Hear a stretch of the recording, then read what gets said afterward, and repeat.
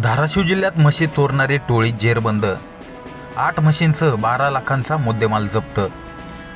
जिल्हा पोलीस अधीक्षक श्रीमती रितू खोकर यांच्या मार्गदर्शनाखाली स्थानिक गुन्हे शाखेने शेतकऱ्यांच्या म्हशी चोरणाऱ्या टोळीचा पर्दाफाश केला आहे। या कारवाईत पोलिसांनी 2 आरोपींना अटक केली असून तब्बल 13 गुन्हे उघडकीस आणले आहे।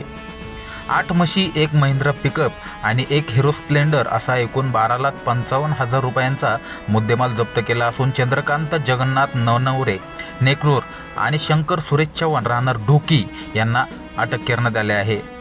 यांनी लासोना, येवती, बेंबळी, तुळजापूर, काठी, सावरगाव, वैराग यासह अनेक जिल्ह्यातून जनावरांची चोरी केली होती।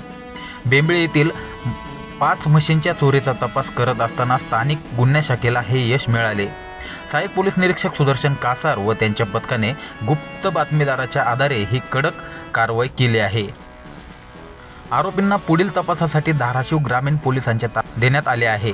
या अपडेट्स आणि घडामोडीसाठी पाहत राहा धाराशिव बुलेटिन। आणि गुन्हे शाखा धाराशिव मागील दीड वर्षापासून धाराशिव जिल्ह्यामध्ये म्हशी चोरीला जायचं एक सत्र सतत चालू होतं आणि त्याचा उलगडा करण्याचं एक मोठं आव्हान पोलीस प्रशासनासमोर उभं राहिलं होतं आणि त्या आव्हानाचं आम्ही समर्थपणे या ठिकाणी उलगडा केलेला आहे।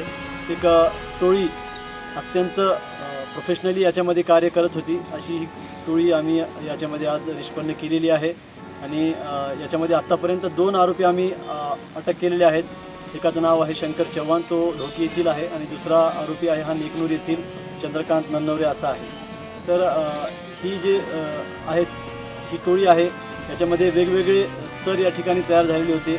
काही लोक याच्यामध्ये इन्व्हॉल्व असणारे ज्या ठिकाणच्या म्हशी चोरायचे आहेत ते ठिकाण निश्चित करायचे आणि काही जे आरोपी आहेत त्यांच्यावर त्या ठिकाणी गाडी घेऊन जाण्याची जबाबदारी सोपवण्यात आली होती आणि त्याच्यानंतर काही जणांची त्यामध्ये विक्री करण्याची जबाबदारी निश्चित करण्यात आली होती।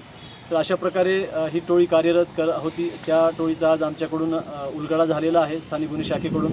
विशेष करून स्थानिक गुन्हे शाखेचे सहाय्यक पोलीस निरीक्षक सुदर्शन कासार आणि त्यांच्यासोबतची जी टीम आहे, शौकत पठाण आहेत, फरहान पठाण आहेत, जावेद काझी आहेत, असे सर्वांनी मिळून ही कामगिरी केलेली आहे आणि याच्यामध्ये विशेष करून आमचे धाराशिव जिल्ह्याचे पोलीस अधीक्षक श्रीमती रितू खोकर मॅडम तसेच अपर पोलीस अधीक्षक शफकत आमना मॅडम यांचं देखील फार मोलाचं मार्गदर्शन याच्यामध्ये आम्हाला लाभलेलं आहे। विशेष म्हणजे या गुन्ह्यामध्ये आत्तापर्यंत आरोपींकडून 3 गुन्ह्यामधील 100% मुद्देमाल या ठिकाणी जप्त करण्यात आलेला आहे। त्या व्यतिरिक्त देखील त्यांनी मागे जे गुन्हे केलेले आहेत असे साधारणतः 9 गुन्ह्यांची या ठिकाणी कबुली दिलेली आहे। थँक्यू।